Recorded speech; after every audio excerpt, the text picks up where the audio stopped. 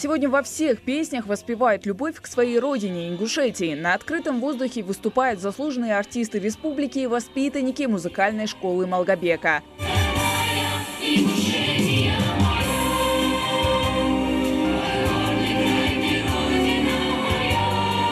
В Центральном парке сейчас многолюдно. День республики всегда особенный праздник, а в этом году он значим вдвойне. Ингушетия отмечает 30-летний юбилей. Я хотел бы от имени всех граждан города Малгобека, главы нашего города, от себя лично поздравить всех жителей нашей республики с этой датой.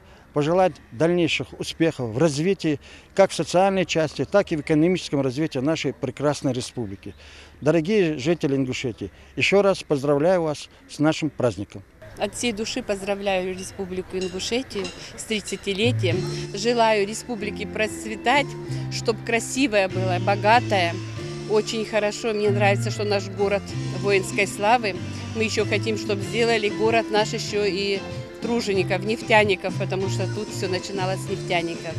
В Малгобеке главный праздник отмечают широко. Интересная концертная программа, бесплатные угощения в виде свежей выпечки, мороженого, ярмарка с поделками воспитанников Дома народного творчества, а также тир. Здесь каждый найдет, чем себя занять. Мне понравилось выступление, как они пели, танцевали. Поздравляю Республику Ингушетию с 30-летием, желаю, чтобы она расцветала и счастья. Праздник разделяют и самые маленькие жители, которым посчастливилось жить уже в процветающей республике. В свою очередь, люди постарше понимают, как важно сегодня отмечать эту дату и какой ценой и усилиями была достигнута государственность Ингушетии. Когда мы стали самостоятельными, не вот так вот по мановению жеста какого-то, да, а стало все меняться. Я сейчас смотрю на Малгобек, на республику, вот, и, душа радуется. Вот так.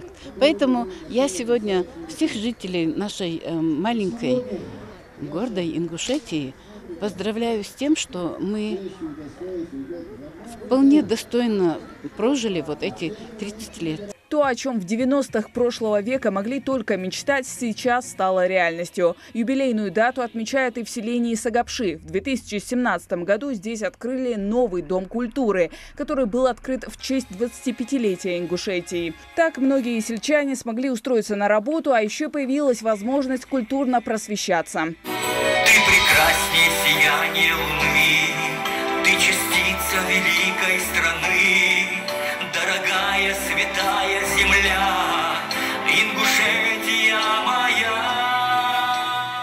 Очень чутко следил за тем, как растет и процветает наша родная Ингушетия, и как она нас вдохновляет, это видно по нашим улыбкам, по нашему гармоничному такому состоянию, в котором мы пребываем. Особенно представители культуры, поэты, певцы, музыканты, композиторы.